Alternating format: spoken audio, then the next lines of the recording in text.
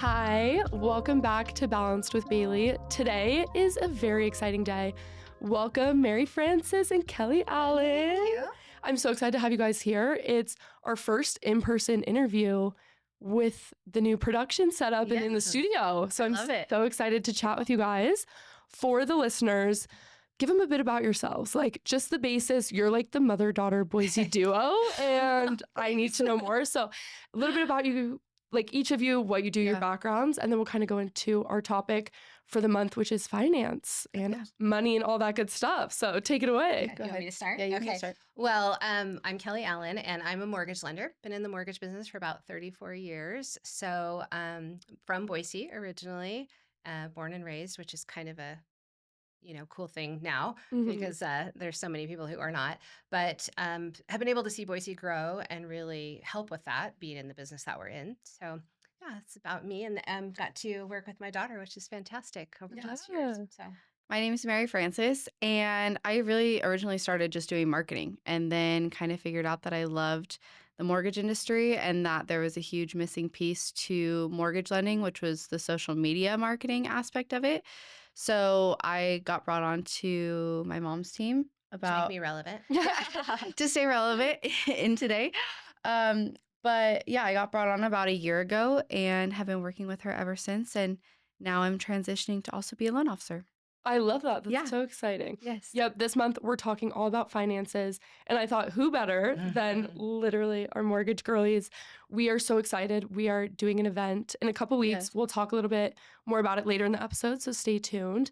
But today we are diving into all of it because honestly, I don't know anything about mortgages. I barely know what a credit score is. And I'm sure the Balance girlies agree. So starting off the basics, what's a credit score? What's a mortgage? What do you deal with like on a day-to-day, the basic knowledge? Yeah, I think that's what we should do is keep it really simple, right? Because it's really not that difficult. A mortgage is what you need to buy the home unless you have cash. So 95% of people who buy homes do it with some sort of financing, and that's called a mortgage.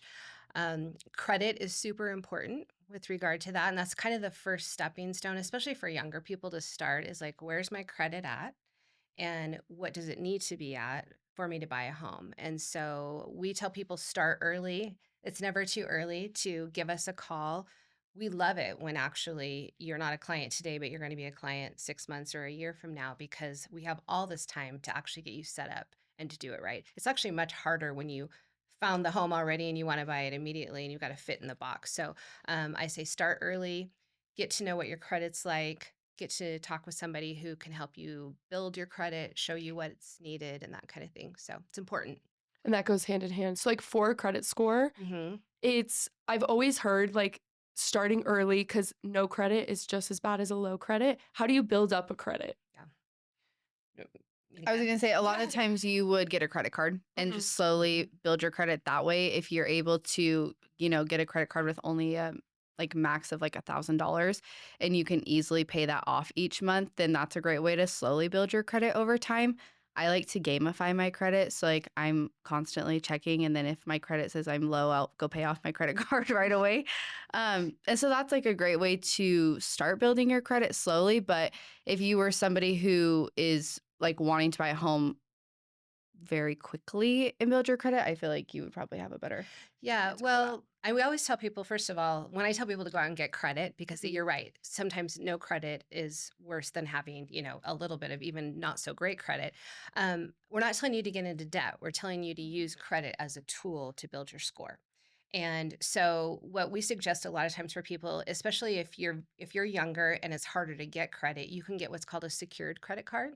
So you go into your bank or credit union and you put some money in a savings account, say $300 or $500. They'll put a hold on those funds and then they'll give you a credit card. And you go out and it's a $300 or $500 credit card, right? With that limit. So that if you don't pay it, their money is secured. And so it's no risk to the bank, but it's a great way for you to get your feet wet in building credit. And so you use the credit card. The other thing is you have to use it. A lot of times I'll tell people, well, go get a secured credit card. And then they just are scared to use it. And that doesn't help, right? So you have to use it, pay it, use it, pay it, use it, pay it. I tell people all the time, use it for things you would normally pay cash for. So your gas, your groceries, anything like that. And again, you're not trying to get into debt. I don't want you to pay any interest on it. So pay it off every month. You can pay it in multiple payments over the month. You can pay it when the payment's due, but pay it off every month. And as you do that, credit scores react so much quicker today than they used to. So, really, within 3 to 6 months, your score will start to generate and you'll start to see that number. Now, it's not going to be, it doesn't start off really high, even though you've paid your payments all on time. It starts slow because it's got to have credit as a predictor of how you're going to pay in the future. So, it takes some time to build up that history, which will then get your score higher. And that trust kind of Mhm, behind it. mhm. Yeah. That's so You interesting. also don't start with a mortgage, right? You start with a credit card Yeah. and then you get a car loan and then maybe you get a student loan and then you get the mortgage at the end, right? A lot of people just jump straight to the mortgage and that makes it more difficult because you haven't taken those steps to build the credit. I was gonna say, as someone who's younger and kind of figuring it out as I go, now that I did graduate college, I graduated with a nursing degree. So Oh, like yeah. I didn't have a finance class in college. So like Yeah. these are like foreign topics, which I think is crazy that it's not talked about more. But Mhm. are there stepping stones like that? Like the credit Mhm. card, then a car payment, then going up to a mortgage? Like Yeah. if someone is out there and feels completely lost, like what steps would you take? Yeah. Well, and you might know this because now that you're graduating from college, I don't know, like during college, a lot of times when I was in college, there was credit card people on the campus trying to give you a credit card. I don't know if they can actually do that anymore, but definitely having that credit card, it's really hard to live today. It's hard to travel without a credit card Mhm. today, right? You want to make a rental car reservation, you want to make a plane. I mean, you got to have a credit card. So having that credit card initially is your first step. And if you can start it while you're in college, Mhm. now part of how they give you a credit card is if you have any income to pay it back, Yeah. right? So that's one thing that happens a lot of times when you're in college, you're not making a lot of income. So start small, get that credit card set up. If you can get a car loan, maybe even if you have cash, we've done this before. If you have cash to pay for a car, don't use your cash, but get a car loan. Again, not to get you in debt, but to get the credit history and pattern established. So you get the car loan, keep the cash in your savings account that you would have paid for the car, Mhm. and then make your payments with that cash. Okay. And you're still, you're establishing the credit, you're have gone a step up above the credit card, Mhm. right? I don't really like to tell people student loans do count. Mhm. Even when you're not paying them, they'll report on your credit. And so they'll report as deferred and they are a piece of credit. So having the longevity of having them can technically be good. I try to tell people to avoid student loans if you can, Yeah. but if you have them, once you start paying them, that history then will be a good piece of credit as well. So Mhm. you're right. It's credit card, car loan, student loan, sometimes furniture loans, those kind of things. And then you Yeah. go into a mortgage. Yeah. Have you noticed just with so many years in the industry that when people are coming to you now a little bit younger or Hmm. just how different things are, like being nervous Yeah. about a Mhm. mortgage or getting scared about debt? Because I feel like student loans are an all-time high. Everyone has a Yes. car loan. Like I feel like it's a lot more pressure and things have just shifted a lot in the last little bit. I feel like compared to like my parents or my grandparents, like how do you Absolutely. navigate that? Well, and things are more expensive, Mhm. right? I mean, it's not like buying a house is easy today. And I know we'll get into that a little bit later, but sometimes people are getting really creative on how they can afford a home today. Mhm. So yeah, I think it is, but that's a good thing. It's not good to be nervous, but it's good to be cautious and to not be just out rolling into all sorts of debt and just, getting a Macy's card, getting a Nordstrom card, getting, this Mhm. card into that card and just letting it fly. It's good to be cautious and because it's very easy to get in too much debt. Mhm. And once you get into too much debt and once you have trouble starting to make your payments, that can snowball really quickly and get you into a place where then you've ruined your credit or you've gotten these mistakes on your credit and those are harder to come back from. I also think you're in such a unique position, like being younger and like trying to get into the like home ownership, and not knowing or being aware or educated on how to do it. That's why it's so important to find somebody who's really educated and experienced in what they're doing. So finding a mortgage lender that you can trust is like huge. Mhm. I mean, yes, every mortgage lender, like we want to be the ones to educate you if you don't have any education on how the home process works. But I think like that is truly the key now for the younger people who are just less educated and nervous to get into all of this. Um, Wealth or knowledge is wealth. So, Mhm. being more aware and just having more education on how everything works from somebody who's experienced and actually cares about you understanding that is like a huge thing because I think you find a lot of other financial advisors or finance professionals who they don't their purpose isn't really to educate you. They just want to like get a deal from you. So I think finding the right person is really important in Yeah. that And if you aspect. talk to somebody that doesn't want to take the time to go through that with you, then that's just kind of your first clue. Well, don't give up, just keep trying, find Mhm. somebody else, get a recommendation, find somebody else. Because when you're in sales, which is basically what we are, right? We're selling mortgages. We don't make any money until you buy a house. Mhm. Well, again, I just told you to start really early. So we could be friends for a long time before you Mhm. actually end up Yeah. buying a house, right? And we end up making any money. But you really want to work with somebody who wants to take the time to invest into someone to get you to that point. Mhm. And And we like it better that way too. Like yeah, we would rather have more of a personal relationship with for you sure. than you just be like transactional with us. Yeah. Because we like to get to know you, and there are still people who like to come into the office where a lot of things are digital now, Mhm. but like we still have clients who come into the office, and that is nicer because we get to like have one-on-one, in person like discussions with them and get to know them more personally. But like I would recommend that for any young person who is wanting to buy a home or have credit repair or even just discuss what their first step should be. Like Mhm. go in person. Don't try to just do this all over the phone Yeah. because it's going to be more valuable for them and educational for them that way than just trying to do it all over the phone. Yeah, I totally agree. Doing things in person just is so different. And I feel like COVID Yeah. was really hard for a lot of people and Yes. it Yes. reset all of that. And I feel like we're finally starting to get back into the doing things in person again and like having social interactions. So I We're love to warming hear up to that. it. Yeah. Yeah. Yeah. And you're making one of your most like biggest financial Mhm. purchases of your life. And so being able to trust the person that you're actually working with is really important. And I think it's harder to do that Mhm. over the phone or online. And, Yeah. it's easier to do it in It's a person. fine balance Yeah. between having the tech to make it easy, but Mhm. having the personal connection to make it understood and to be explained well. And so we encourage all of our first time home buyers and really anybody, but all of our first time home buyers for sure. I love to at least get, if they won't come into the office, we do Zoom. Mhm. So we can have that face to face interaction because, yes, I can explain it to you over the phone, but when you see me and I see you and I see you kind of pause or maybe you look like maybe Mhm. what I said didn't quite make sense, it's much easier for then us to go deeper on something. So, yeah. Yeah, exactly. So, what tell us a little bit more about your team because you said you guys have a team, you have an office, and kind of the process of all of that and what you all do, your Yeah. different roles. Yeah. So we have a team. There's three of us on the team, myself, Mary Frances, and we have another associate named Savannah. And so Savannah and I are fully licensed to do mortgages. And I'm licensed in Idaho and Washington. Savannah's licensed in Idaho and Oregon. And then Mary Frances will be getting licensed here soon. So she's more, at the moment, kind of more marketing Mhm. related with regard to everything, but also agent updates and just client updates and after client care. So Mhm. she does a lot of after client care.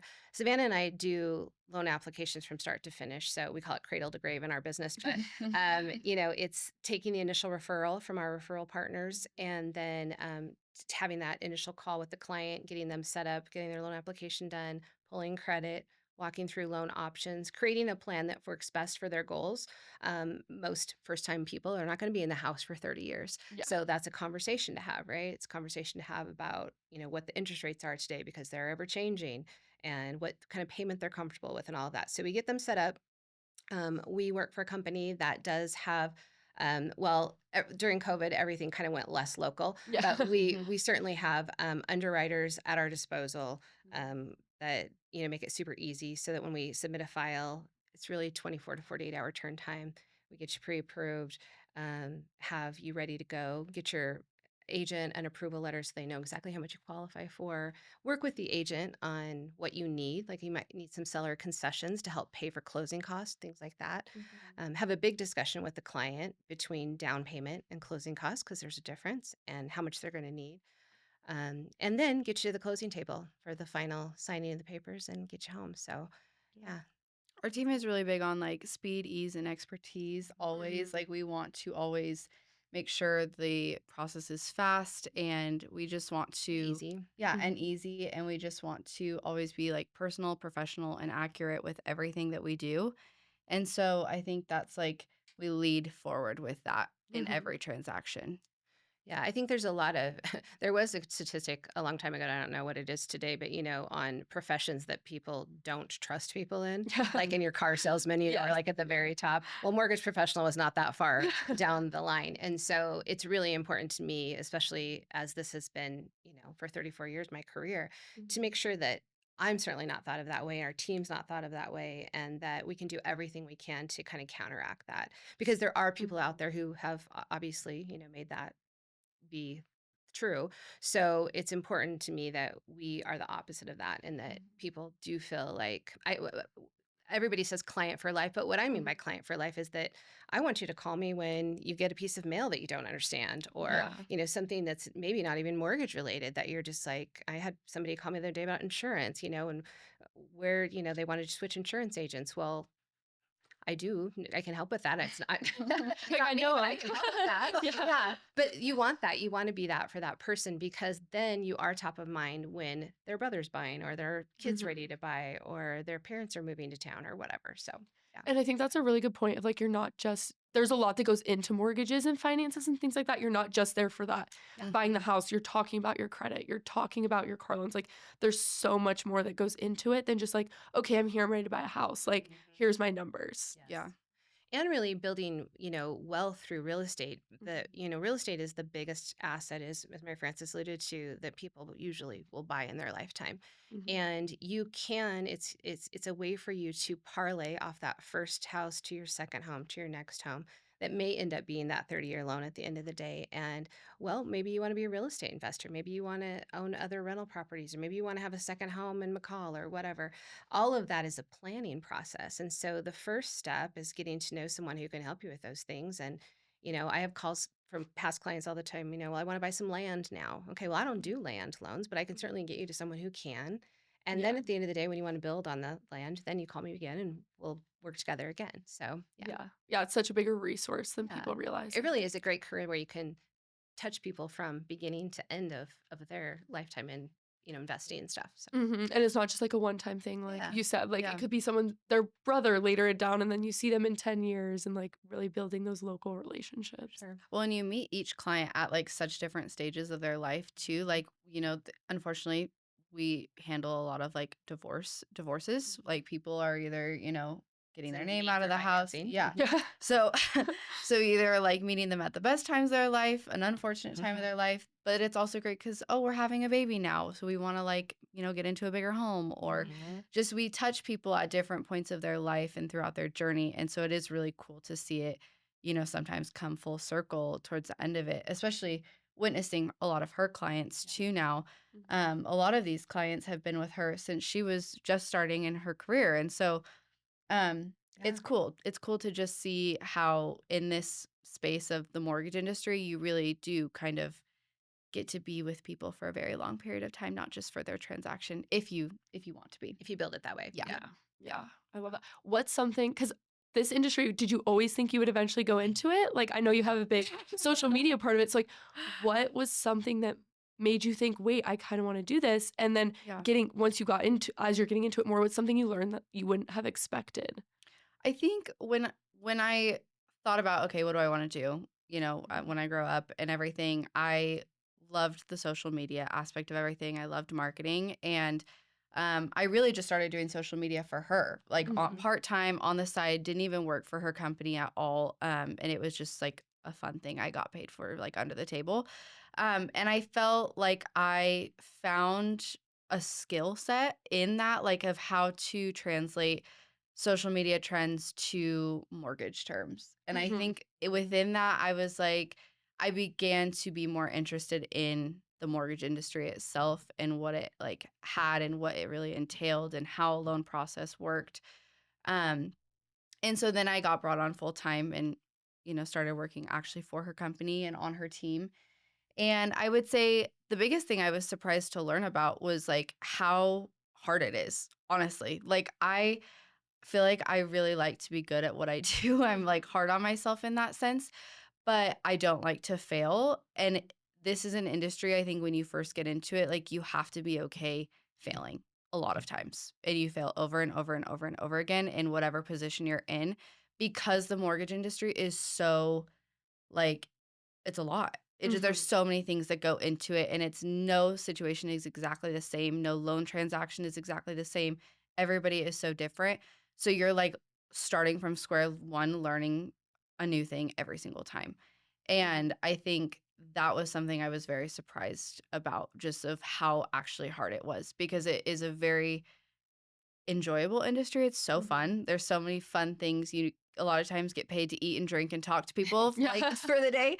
So there's that side to it, which is awesome. But then there's the other side to it where it's just super overwhelming. It's really hard. Mhm. And I think I maybe underestimated that side of things a little bit Yeah. too much earlier on. But I love it. I wouldn't Mhm. change it for the world. And I'm definitely not going back. So Yeah. Has it made you think about like, okay, like when I decide I want to buy a house or like decide yeah, those big life decisions, has that influenced your thoughts versus what you would have like definitely. assumed would happen? Yeah, I mean, I think I always, growing up with two parents who were, one was in the mortgage industry and one was a realtor, I mean, I kind of always just knew more about the home buying process than I think the average Mhm. child would. But it definitely has influenced a lot of what I would consider into one, when I want to purchase a house, to real estate investing, how I would want to go about that. I think Mhm. we've talked a lot about, younger people in their 20s now, like 20, 30 years ago, real estate investing was something you did commonly. Mhm. And now it's not as, feasible for people who are in their 20s because you can't even buy a house to live in for Right. your primary home. So, Yeah. you know, I think um, that's interesting what's happened to Boise, right? Yes. Because I mean, Boise was kind of always behind and Mhm. always sleepier, than the rest of the country. And so it was easy to be a first-time home buyer here and Mhm. to find a great house for 120, 130, $150,000. That was a first-time house and that was a great house at that time. Now the first-time home buyer house, I mean, 400,000, 500,000 is a first-time home buyer price. Mhm. So it's much harder to try to think about doing it over and over again because when you're talking about a down payment being, even if it's only 3%, 3% of 400,000 is a lot more than 3% of 100,000, Mhm. you know?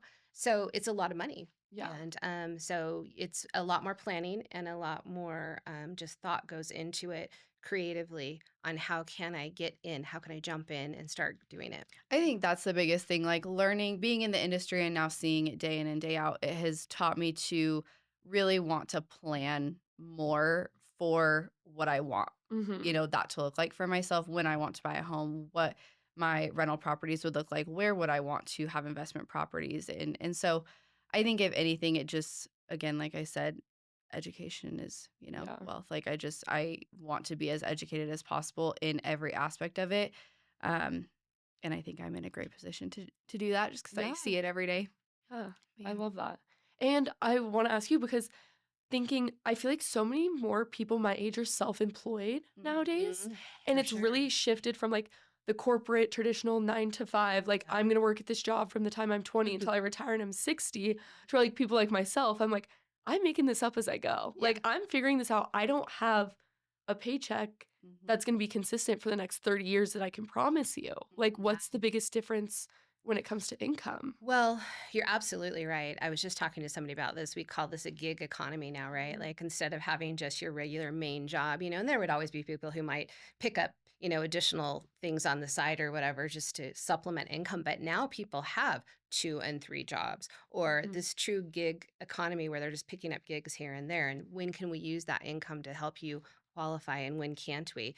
And it becomes a whole different scenario. So there are some alternative loan programs that have come out, over the last few years, things like bank statement programs, no asset programs, no income programs, things like that, that were kind of popular way before the crash, then completely went away during the crash. And now we're starting to see them kind of rear their head a little bit, right? And a Mhm. lot of it is exactly what you're talking about is that people don't work Mhm. regular Yeah. jobs anymore, right? Mhm. There are all sorts of jobs. And all the more important that you have a good CPA as well. We're always Mhm. promoting additional partners to us like CPAs, financial planners, insurance agents. All of those people go into your overall financial wellness. And specifically when getting a mortgage, the more advised you are, the better. Mhm. And so right now is a really great time because it's February and most of our people haven't uh, filed their tax returns yet because they're not due till April, but you're getting ready to and you're Mhm. thinking about it. So if home buying is in your plan in the next year to two, it's a great time to call a mortgage professional today and go, here's the deal. I'm self employed.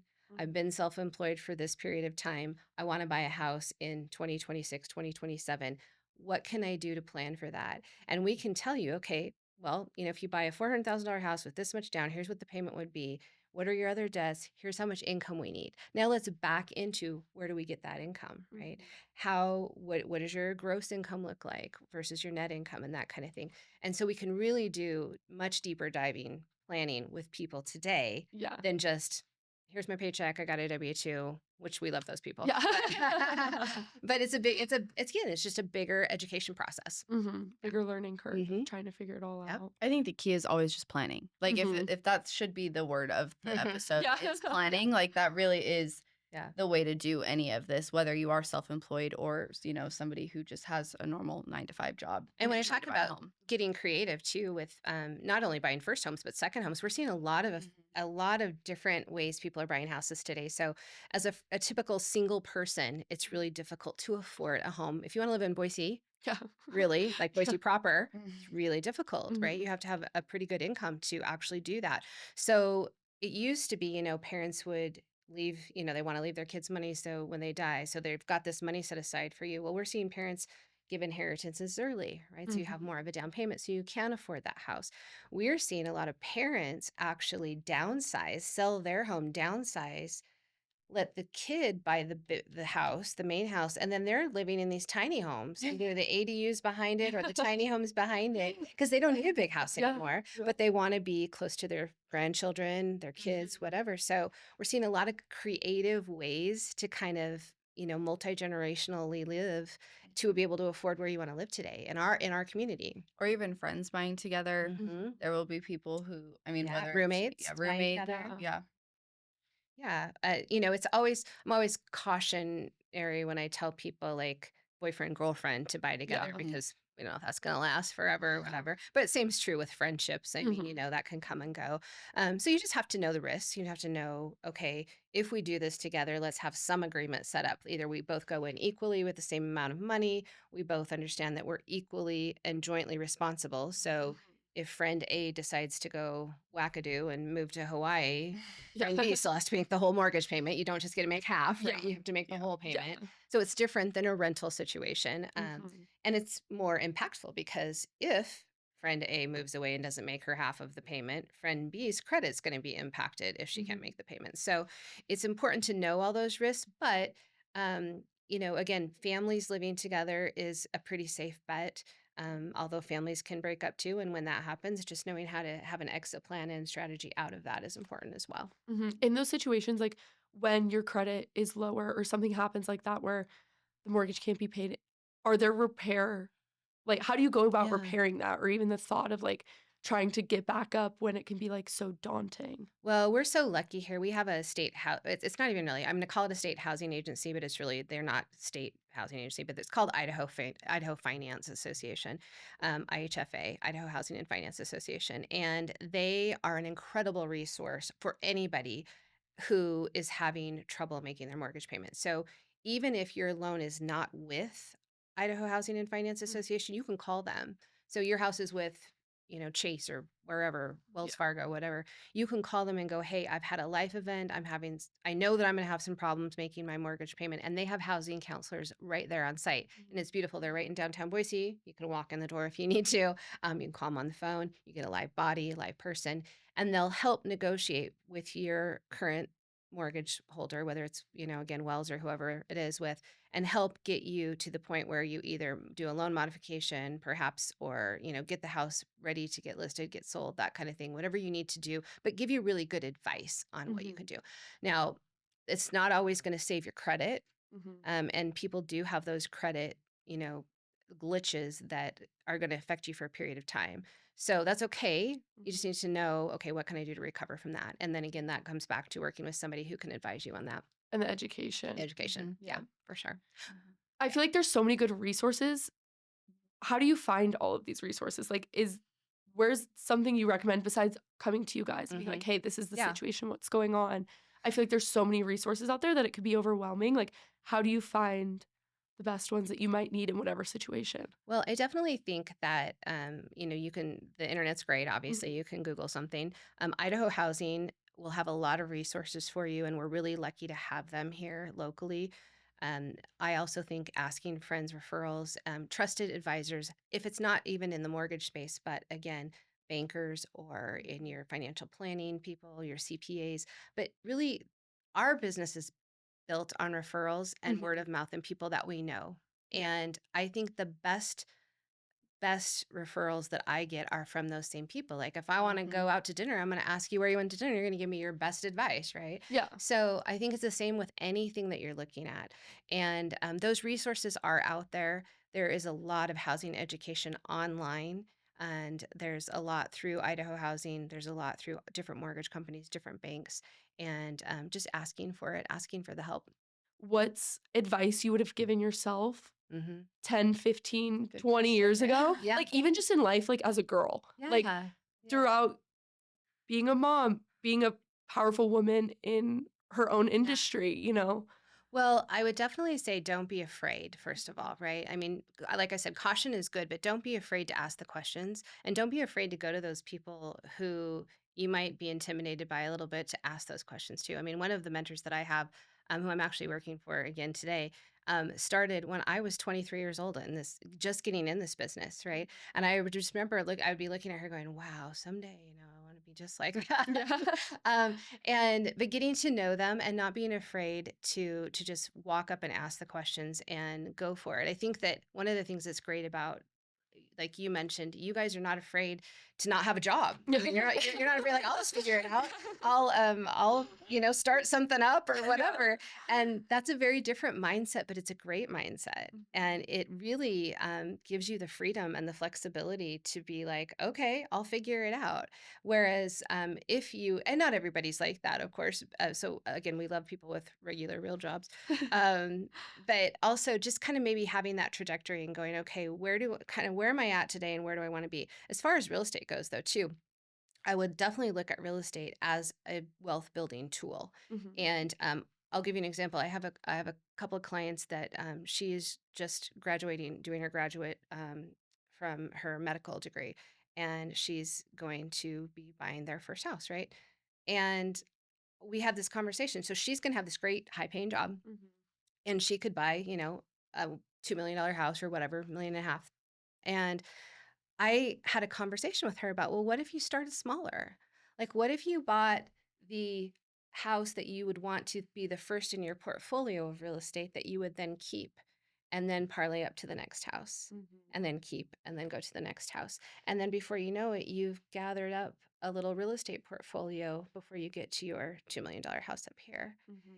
And one of the really fun ways I think to build a real estate portfolio is by owner occupying these homes, right? So you buy a $400,000 house today and in a great rental area that you know will be a great rental property later. Mhm. You don't care what school district you're in 'cause you don't have any kids yet, right? You've got the freedom to pick even if it was a house that was in a maybe an area you wouldn't really want to live in, Yeah. but it's going to be a great rental property. Well, what's the harm in maybe buying that house first, Mhm. living in it a couple years, keeping it, then move on to the next place, right? And then you go up a little bit. And I think that's a really great way to gather your real estate portfolio because as we've talked about, and even though they're going to be super high income earners and have the ability to buy this this great home, if they start there going backwards, then when I buy an investment property, I have to have a bigger down payment, I have to have a loan that's got a little bit less favorable terms, that kind of thing, and it's much harder to acquire those things because they've got this big fat mortgage over here that they've signed up for, right? Yeah. Yeah. So I think thinking like that, thinking like, okay, if you're young and you're like, okay, this is not going to be the house I'm going to be in for the rest of my life. Mhm. This is not the end all be all, but let's just get started. Let's get something Yeah. that can then Something. I parlay do us up. think younger people like we want it right away. We want it now. We want like the dream house now. And that is something that she's always, telling clients, even telling me like you don't need to buy your dream home the first like for your first home. And Yeah. realistically most people can't, but it's like you don't have to do that and you don't have to just not buy the home because it's not your dream home. Like you can start small and ease your way into it Mhm. and then work up to building into the dream home that Absolutely. you want, you know? Yeah, I think that's a great viewpoint to have because again, Yeah, people our age are so ready for like the now and totally. like the oh well, I'll just save up all of this money for my down Mhm. payment and be able to afford it later. But then you're like missing out on 10 years that you could have been in a home. That Yeah. could have been your Absolutely. home that you could have moved And out to. building equity in that home that you Yeah. purchased to then go buy the bigger dream home that you have. You know, that's one of Mhm. the biggest myths and misconceptions about purchasing real estate is that you have to have 20% down, right? And Mhm. I think what's so funny about that is when I heard that, and you hear on TikTok and all the places where people are doing these reels about that, and I was like, as mortgage professionals, I don't even think I knew that that was a big misconception. Like I do loans all the time at 3% down, three and a half Mhm. percent down. I wasn't even thinking that people thought they have to have 20% down. And when you talk about a $400,000 house, 20% is a lot of money. Yeah. That's $80,000, right? So it's like, okay, well, we got to break that myth immediately Yeah. because yeah, let's get in on these 3.5% down. You can have a goal, but Mm. don't sit there and try to save up $80,000 because you're It's 10 gonna years out from that. yeah. Yeah. And like you said, you've missed, but that $400,000 house is now a Or, $600,000 or house, long right? gone. Oh, Like, especially in Yeah. Boise. Yeah, yeah. that's like not even a Exactly. question. I Exactly. can't even imagine what it's Yeah. gonna be like No. in the future too. No. And I think be thinking about like what areas of town, I mean, Mhm. everybody, you know, maybe wants to live in the North End. Well, you can't afford to live in the North End. Okay, well, let's look at the next place. What's the next place that's going to be up and coming that, okay, if I buy Mhm. today, Mhm. that's going to be cool 10 years from now, that I can keep that house and then all of a sudden I'll have a house in the new North End or Yeah. whatever, Yeah. Garden City's like that, right? Totally. I was I'm gonna just say, so studying I moved Garden City. into my Garden City house my senior year of college, and it was just push and pour. And there were people, but not a lot. But then I've only been there what 3, 4 years? Oh, going on 4 years. Yeah. Now there's the taco place. Mhm. There's another coffee shop. Like even culture being right there. The gym. I'm like, I don't have to go anywhere. I could almost walk anywhere I Yeah. need to go. Like Yeah. get me a grocery store and I'm set. Like Yeah. I never would have thought that moving in. I was kind of like, oh, this is an interesting little neighborhood, and like here it is being such Well, a popular spot. growing up, Garden City was not the place to be. Yeah. Like Garden City was like, do not go there. It's a little rough around the edges. Like you didn't want to be there during dark, like at Mhm. all. And now it's like the coolest place. And I told her this last year when Garden City was Yeah. blowing up. I'm like, Mhm. I want to live in Garden City. This place looks legit. For sure. I can tell you being, from Boise, Yeah. growing up on the bench, Garden City was definitely not the place to be. Yeah. And I wish I had had the foresight to see that that was going to happen. Mhm. And, it makes sense. The river runs through it, Mhm. right? I mean, any place with water Yeah, I'm is, a block is away. Like, preferable, Yeah. right? right there. I Yeah. mean, yeah. So I wish so much that I would have been able to know that. And I would have bought any one of those Yeah. flashy properties down there and been happy with it. But anyway, you live and learn. And that's one Yeah. thing too about real estate is people are like, oh, I'm waiting for rates to come down, or I'm waiting for prices to come down, or I'm okay, well, you're gonna be waiting forever because nobody times it right. Yeah. Right. When you first of all, you make money in real estate when you purchase it, not when you sell. So you purchase at a good price and when it's the right time to buy for you. Mhm. Right? We can change your interest rate. If rates come down, we'll refinance. But those prices don't normally go down in real estate. They go up. Mhm. And so buy when the time is right for you and the Mhm. price works for you. We can fix the rate later if we have to. Yeah. But get in. You got to get in to get going. Yeah. And I think that's the hardest part is just like that first step of like Mhm. being able to do that, but being able to reach out. So when you have people who are first time home buyers, do you have like specific programs or like things that you do specifically like in your business with you guys that are like special to you or something you've created? You want to talk about Home Fund It? I was going to say we have a program called Home Fund It, and that is for first-time home buyers who are saving up for their down payment. And essentially, it's like a GoFundMe. GoFundMe. Yeah, Okay. GoFundMe account. And so it's super easy. We have a link. We also have realtor partners who have their link. So depending on who you're talking to first, you'll get sent the link. And you just set up your account and you kind of write your little story, like put a picture of yourself, say, hey, I'm so and so. Either a lot of people are like just graduating from college, are wanting to purchase a home. They either are getting married, so their, fiance and them are trying to buy their first home together. And so they'll like write their little biography. And what you can do is you share it out to your sphere. So your family, your social media is a great place to post it to. But essentially, you just share your QR code or your link. and people have a secure link to basically gift you down payment money. And what's really cool is our company, CMG, matches up to $2,000 Hmm. in your account. So we match up your funds, and then your realtor also has the ability to contribute and match to your funds as well. But they kind of try to gamify it. So it's like if you set up your account within 24 hours and you post it to your social media, they give you like $10. And if you Yeah. shop through this link, through like Target or Costco, you get another $20 into your account. And so there's lots of fun incentives to continue to share your QR code or your link. Mhm. But it's really helpful for people who are saving up for their down payment and Mhm. wanting to get started into their home buying process. So that's like your entry level program that we have for first time home buyers.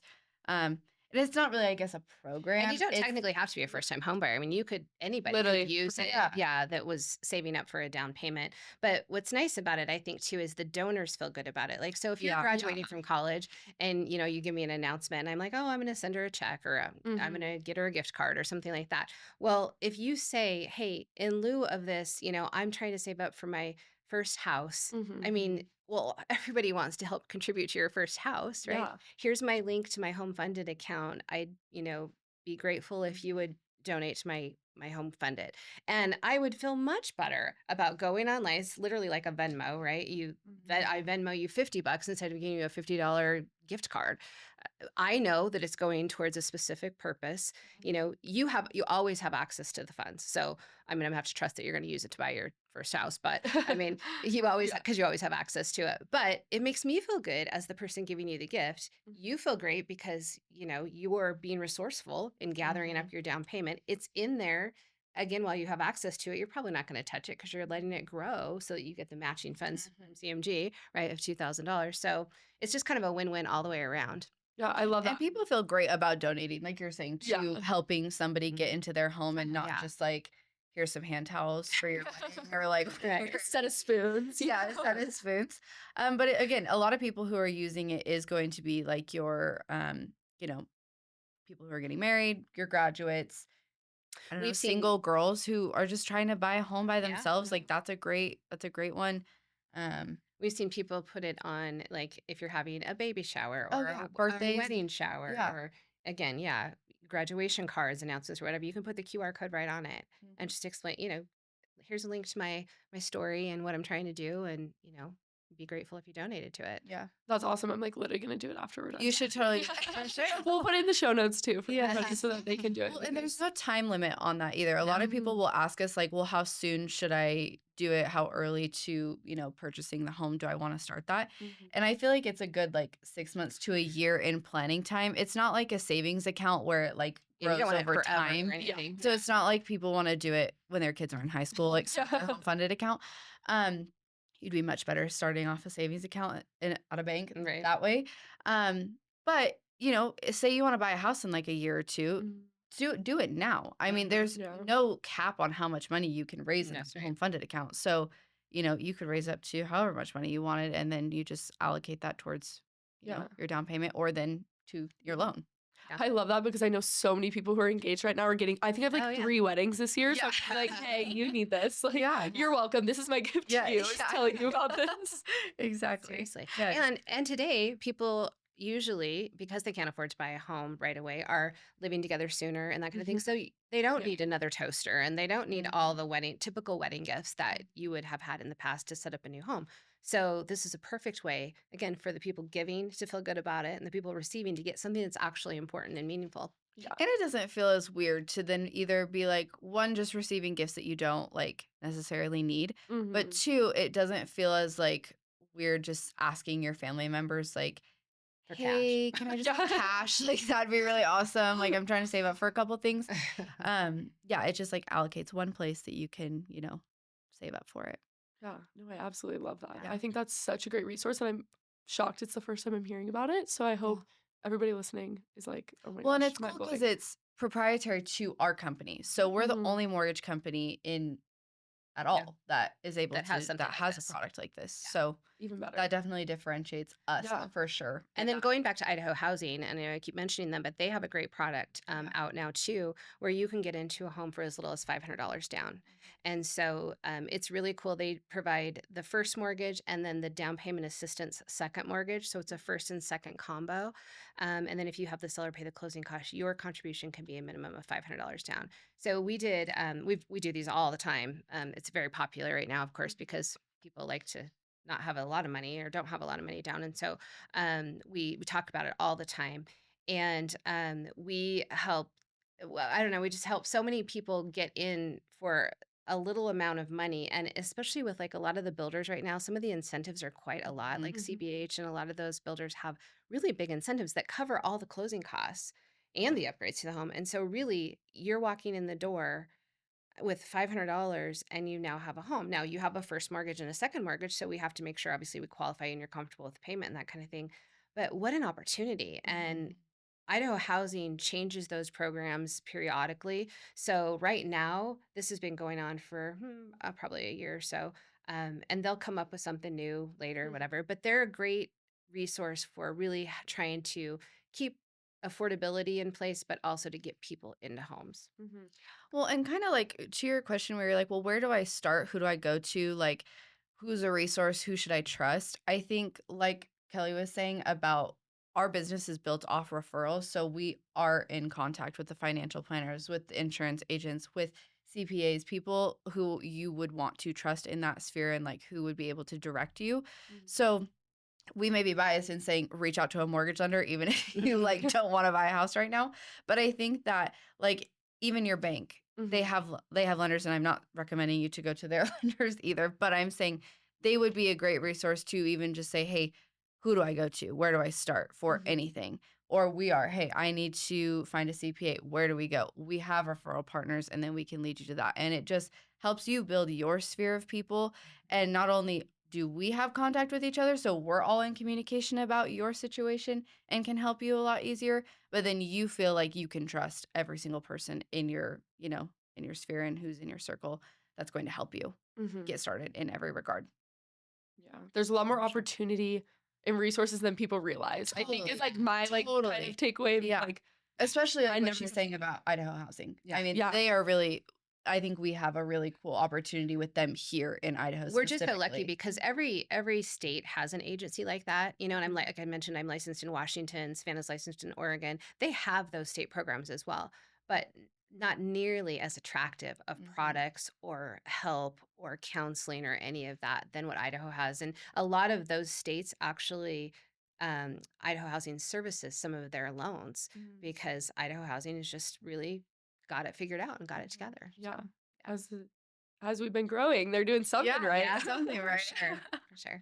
Oh. I do think there's miscommunications or misconceptions about who pays for services like ours or Mhm. like the real estate agent. And so to kind of clear that up, we don't get paid until we close a loan, and we don't get paid necessarily by the buyer, right? Mhm. When we're providing loan options, there's not any different pay if you're a 3% down or you're 20% down or you're 100% down or whatever. It doesn't matter. So our goal is to get you into the best product, and they do that on purpose. They pay us a flat amount because they want to make sure that we're providing the best services and the best products for people in their situations. So our companies pay us, and it is based off of I get paid more on a $500,000 loan than I get paid on a $300,000 loan because it's a percentage of the loan, but it's not paid for by the buyer up front. So that's number one. Number two, on the realtor part of it. So on a typical real estate transaction, there's two realtors. There's a listing agent, which is the person who actually has the home listed on the MLS, and then there's a buyer's agent. And the buyer's agent is the one who's taking the buyers around and showing them houses. And typically, realtors will kind of gravitate towards one or the other. Like Mhm. some agents are like, oh, I only like to work with listings, and some are like, oh no, I only like to work with buyers. Um, a lot do both, but it's pretty typical that you'll kind of find they lean one way or the other. And the realtor's commission is split. So a typical real estate commission is 6%. Now, this is all negotiable. It doesn't have to be, but Mhm. typically it's 6%. 3% going to the person who sells the house, the buyer's agent, and 3% to the listing agent, the person who listed the house. So it's split 50-50. Um, the commission, the total 6%, though, in that example, is paid for by the seller of the home. Mm. So as a buyer, there's really, I'm going to say, no excuse or no reason you wouldn't have a realtor Yeah. because it's not coming out of your pocket. You're not paying for it in any way, but you get all the benefits and the representation of having a realtor.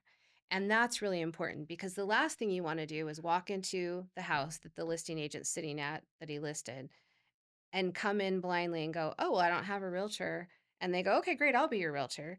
Well, it's really hard for them to represent both the seller and the buyer at the Yeah. same time and get everybody what they is in their both Because they their both best want interest, different right? things. Yeah. Right. Yeah. I mean, the seller wants the highest price, the buyer wants the best price. Mhm. The seller doesn't want to pay any closing costs, the buyer wants all their closing costs paid. I mean, they're all going, how am I going to navigate that transaction? So it's really important that you connect with a real estate partner, a real estate agent that you're comfortable with.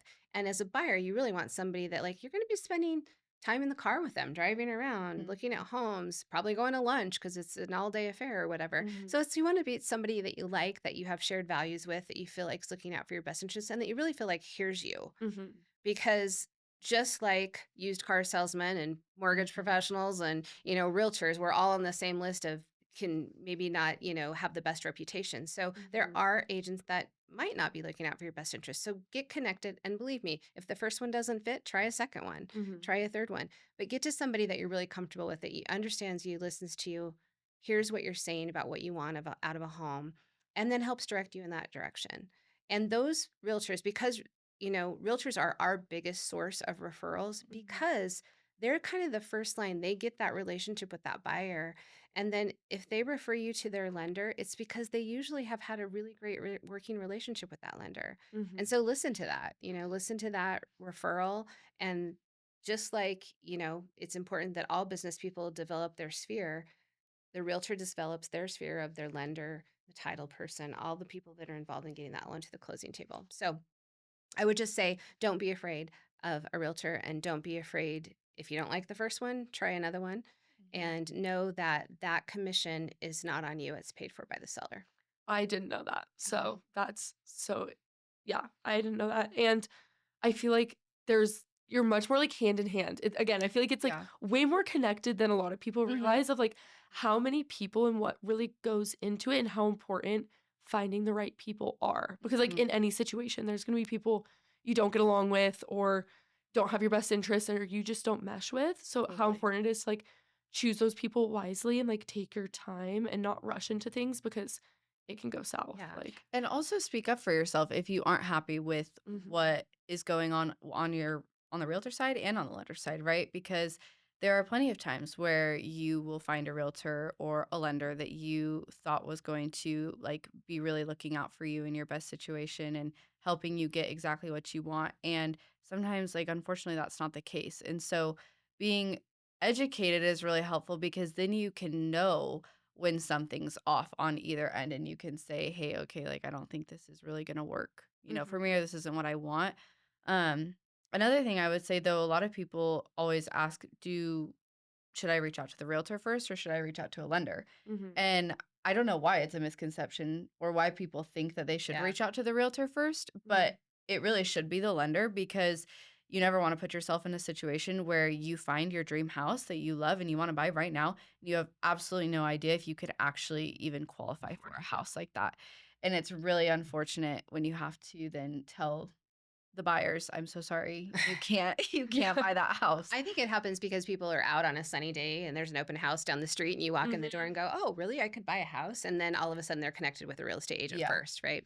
And mhm, the real estate agent's like, "Yes, I want to make a sell. Yes, I want to sell you a home." And all with good intention. And then they go, "Have you been pre-approved?" And you're like, "I don't even know what that means." No, I haven't. Mm-mm. Right. So it is much smarter to start with the lending side first. But something that you said that I thought was interesting is, the interconnection of, okay, the realtor, the lender, the insurance agent, the title person, the home inspector, all these people. When you go to buy a house, you're going to be dealing with all of those people. So it's very unlike any other purchase you make. You go to buy a mhm, car, you got the car salesman. yeah, Well, you're not Mhm. dealing with all these other, 5 or 10 people like you mhm, are when you purchase real estate. And so, um, that true. just That is a it's good kind of an point you make. interesting Yeah. concept of just it's a different purchase, right? It's a Mhm. big purchase, it's a different purchase, and it's a super interconnected purchase where all of these people are trusted people you need to be able to feel like they know everything about you, right? Mhm. Just like we probably know the most because we're right deep in your finances. But the insurance agent needs to know your credit score. Mhm. The home inspector you got to pay, and he needs to know, that you're going to be able to do that. The realtor needs to be able to know that, okay, are these people really for real? Are they able to Mhm. buy a home or not? And so we're all going to know a lot about you. So it's important that those people are all trustworthy people that you feel comfortable with. Yeah. Yeah, again, taking that time to really like be smart with those choices. Again, Yeah, and just totally. research and knowledge. Yeah. And like Yeah. knowledge is power in these situations. And likely, if you found one of those people that you like, then the people that they refer you to are going to be like-minded, Mm-hmm. right? So, like, I feel like we're so blessed and lucky to work with really great realtors and really great agents. Do we come across some sometimes that don't fit? Absolutely. But we are deep in relationship with people who are like us, who take the time to explain, who care, who don't mind that you're not a buyer today, Mm-hmm. that Mhm. understand that they might be putting some investment into you to be a buyer 6 months or a year or 2 years from now. Yeah. Yeah. Having that, being able to build that trust Yeah. on that basic level. Yeah. Mhm. Yeah, I think that's super important. Before we get into chatting about the event, is there anything that you want to promote for you guys, your company, your socials? We'll link it all down below too, but I'm trying to think. Is there any? Well, we do a lot of sponsorships with a lot of things. I sometimes get in trouble Oh because my Mary gosh. Frances, how many more things are you going to sponsor? We But- sponsor everything, I swear. But I am a big proponent of the Warhawk Museum out in Nampa. We're super blessed again and lucky to have that in our community, and we love our veterans and love supporting veterans. And so we do a lot of VA loans, which is a great benefit if you are a veteran with benefits. So that's always, if you're a veteran and you've never used your VA benefits for home purchasing, call us. That's true. We can tell you if you have the eligibility, what it does for you. It's a zero down loan. It's an amazing, amazing benefit. So we like to just support and promote those types of events that go on. And so we are And yeah, supporting we an are. event that's coming up in March. It's March 21st. Mhm. It's the Rosie the Riveter Day, March 21st at the Warhawk Air Museum, and we are. What are we covering? Yeah. Covering 10 admission tickets for families to come Yeah. to fun. the event. So That's that would be amazing. cool. And we chose Rosie the River today because, we are a women-based team, obviously all of us on the team. And Rosie the Riveter, is in support of the women who were in the World War II movement. And so it's just kind of a fun, combination of a women-based movement with supporting the veterans. And there's a lot more women vets out there than we know. And, Yeah. and today, especially. Yeah. Also, the Warhawk just opened their 9/11 wing. Mm-hmm. War on terrorism, I think Yeah. is what it's called. It's huge and it's really cool. And it's really, when you walk through the Warhawk, of course, there's lots about all the wars: Mm-hmm. World War I, World War II, Korean War, Vietnam War, all the wars that none of us were really alive or Yeah, around for, yeah. right? But then you get to that wing, and it's like It's actually that was really during our crazy. lifetime. I mean, that Yeah. was stuff that's Yeah. like important and relevant. And you go, I remember, well, you guys don't, but I remember where I was when 9/11 happened, kind of a thing. Yeah. So Yeah. That's amazing. So how can people get involved for Rosie the River? Is it on your website? Rosie the Riveter Socials? Day. Yes, it will be on our socials. It will be linked in our Linktree bio on our Instagram, on the Legacy Perfect. Lending Team Instagram. So Yeah. people can go find more information out about that on there. And is there any other? let's see. Not that we've got No. on the books at the moment. I don't think. No, I don't. but Stay we tuned. haven't. Stay tuned. Though. Yeah, There yeah. will be more There events. will be for sure. I love it. Sure. I also love like how involved in the community you are and with the people and like just being a part of so many different little communities and showing up Yeah. around and like really again building those relationships just out in general in the public.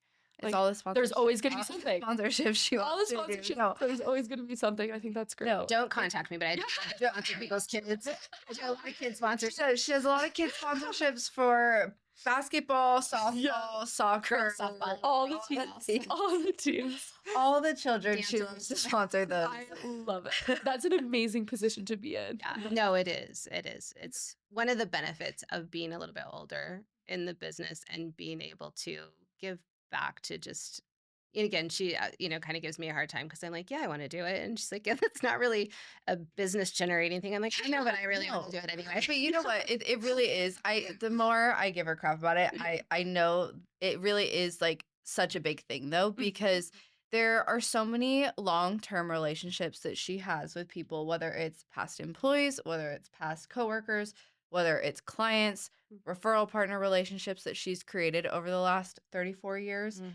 Um, Nobody has ever come up to her and not been like, you have helped me so much. Thank you so much for doing, XYZ. Like, and I think that says a lot about her character, and it says a lot about how the way she does business, which is really cool to see as, not only as her daughter, but as an employee of hers. Like, that speaks volumes. And so I know I'm biased when I say some of these things, but it is really cool to see. And I think, Well, and that's the team we're trying to create, right? Yeah. Like that's the mission I want to have with the team. I want to empower people, first of all, to get in the mortgage business and to understand and learn what a beautiful career it can be for her, for Savannah, for everybody who we hope to grow our team. And I say mostly women. We'd love to have men too, Yeah. but our team right That's now okay. We'll is stick all with the women. women. They're fine. Figured out. Yeah, but there's just it's such a great opportunity, and that's really what I see my mission now is. Yes, I'm kind of a helper. Like I'm I help people get into homes, but I also help women grow and figure out what they want to do. And in this industry, you can be in sales, you can be in operations, you can be in servicing, you can be in so many ways impacted by you can be a realtor, you can there's a million things, and if I can help you figure that out, I mean that's really fulfilling. So Yeah, I absolutely love that. And then we have our event March 6th. Yes. Do you want to talk a little bit about I'm so that? Which excited. I'm very Yes. excited for. can we say the location of it? Yeah. Okay, it's going to be at Proletariat Winery in Garden City. we love Project. And I know it's so good. And we're going to basically help hot girls handle their finances. Yeah. And is that what we said? Yeah. Hot Yeah. girls handle their finances? Mhm. Yeah. Yeah. Oh, wait, no, it was What did we say it was? Something about Hot hot girls. girls- hot girls handle. Yeah, I think it was hot girls handle their finances. Sounds good. Well, we'll make that. I It think- is that now. Yeah, So I think- yeah. So Okay. Yes. Go. when this episode goes live, the tickets will be live. So the Yes. episode's gonna go up.